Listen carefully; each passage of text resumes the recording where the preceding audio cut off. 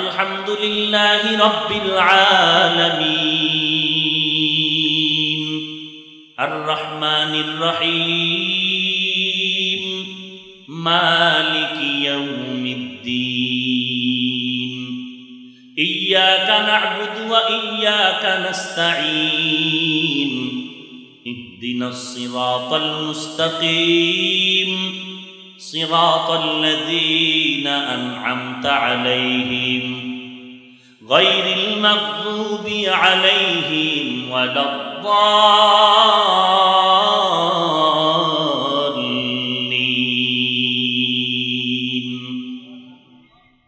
عما يتساءلون عن النبأ العظيم الذي هم فيه مختلفون كلا سيعلمون ثم كلا سيعلمون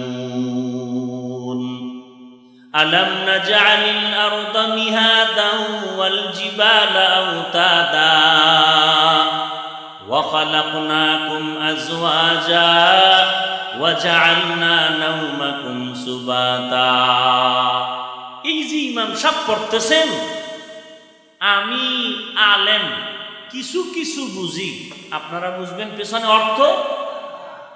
এবার বলেন সওয়াব কি পাবেন? হ্যাঁ, তাদেরকে জিজ্ঞাসা করেন কোরআনের অর্থ না জেনে পড়লে যদি লাভ না হয়, তো আমাদের সমাজে আমরা যারা কোরআন পড়ি, অনেক আয়াত পড়ি, নামাজে দাঁড়ায়, ইমামতির মুসাল্লায় অর্থ নিজেও জানি না, মুক্তাদিরাও জানে না। বলো ইমাম সাহেব যে কোরআন পড়লো সওয়াব হবে কি হবে না? যদি বলো কোরআন পড়লে সওয়াব হবে, যদি বলো হবে, তাহলে এই কথা বন্ধ করে দাও।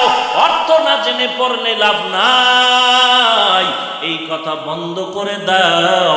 উম্মতের বোকা মনে করে ধোঁকা দিও না। নবীর এক নাম্বার দায়িত্ব কোরআনের তেলাওয়াত। অর্থ সহ না অর্থ ছাড়া? অর্থ সহ। আল্লাহ তাআলা নবীকে বললেন কোরআনের অর্থ শিখাবে। কয় নাম্বার দায়িত্ব? 3 নাম্বার দায়িত্ব। 1 নম্বরে কোরআনের তেলাওয়াত। এখানে কোরআন পড়লেই সওয়াব। কেমন সওয়াব? আমি পড়লে যেই পরিমাণ সওয়াব, আপনারা চুপ করে শুনবেন সেই পরিমাণ সওয়াব। শুধু তাই না, কোরআনটা খুলিয়া শুধু তাকায়া তাকায় যদি দেখেন, তাতেও আমল নামায় সওয়াব। হাযা কালাম রাব্বি, এটা আমার আল্লাহর কালাম। আমার নবীর জবানের তেলাওয়াত এত মজার, আমার নবীর তেলাওয়াত শোনার জন্য গোপনে গোপনে চুরি করে বেঈমানেরা নবীর ঘরের কিনারায় দাঁড়ায় কোরআন তেলাওয়াত শুনতো। নবীর 1 নাম্বার দায়িত্ব কোরআনের তেলাওয়াত। এই জন্যই তো আমাদের ওলামায়ে কেরাম আহলে হকেরা বলে মাইকে কোরআন পড়িস না। একেবারে দোকান উদ্বোধন করবে, 2টা 2 দিকে মাইক লাগায় হোমানে তেলাওয়াত চলতেছে। বাজারের মধ্যে দোকানের মানুষ কোরআন তেলাওয়াত শুনে না, মানুষেও শুনে না, নিজের ঘরের লোকেরাও শুনে না। এতে কোরআনের সম্মান বাড়লো? তাহলে কোরআনের সম্মান কমে যায় এমন কাজ করা জায়েজ না। ভাইরা আমার, কোরআনের তেলাওয়াত, আজকে মুসলমানের ঘরে কোরআনের তেলাওয়াত আছে? নাই নাই।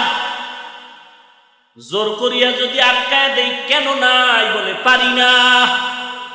লকডাউন গেছে বাঙালি মুসলমান, তোমাদের জন্য এই করোনা একটা পরীক্ষা। ব্যবসা বন্ধ, চাকরি বন্ধ, ঘরের মধ্যে দরজা আটকায় কোরআনটা শিখতে যদি পারতা, ইমামের কাছে গিয়া দৈনিক 1 ঘন্টা সময় দিয়ে কোরআন শিখলা না কেন? আজকে তো এত মানুষ এই ময়দানে বসে বয়ান শুনতেছে, কোরআনের আকর্ষণ আছে, না হয় বসতো না। দুনিয়ার বিধর্মীদের অন্তরেও কোরআন আঘাত করে।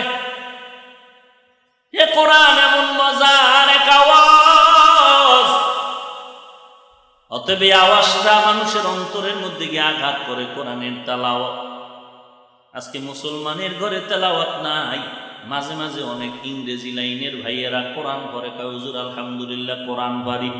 কেমনে পারেন? আপনি তো পুলিশ, আপনি তো জেনারেল লাইনে আছেন। বলে হুজুর মক্তবে পড়েছি।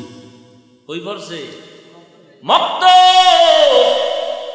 এখন তো আর বাংলাদেশে মক্তব নাই, কারণ ইহুদিরা কি বেত্রাঘাত করে স্লোগান দিয়া বন্ধ করে দিয়েছে। বলে না না, তো বন্ধ হয়ে গেল কেন? বলে অপকৌশল করে বন্ধ করেছে।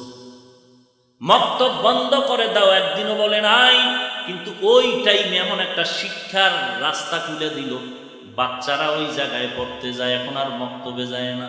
মুয়াজ্জিন ফজরের আজান দিতে উঠতেছে, আর আম্মা জান সন্তানকে স্কুলে পাঠানোর জন্য উঠতেছে।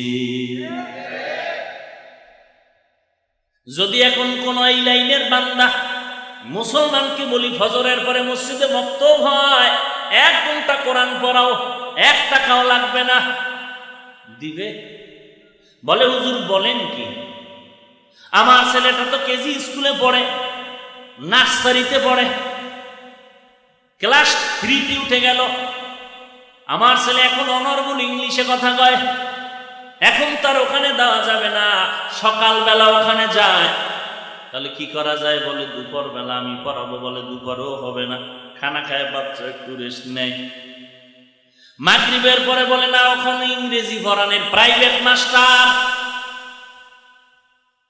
এই লকডাউনের মধ্যে মসজিদের ইমামের বেতন বন্ধ, মুয়াজ্জিনের টাকা বন্ধ, দান বন্ধ, কিন্তু প্রাইভেট মাস্টারের বেতন মোটেও বন্ধ না। আছে বন্ধ? অগ্রিম দিয়ে দিছে, খাইয়ে লইয়া আয়, তারপর আমার সন্তানের পড়া যেন মিস না হয়।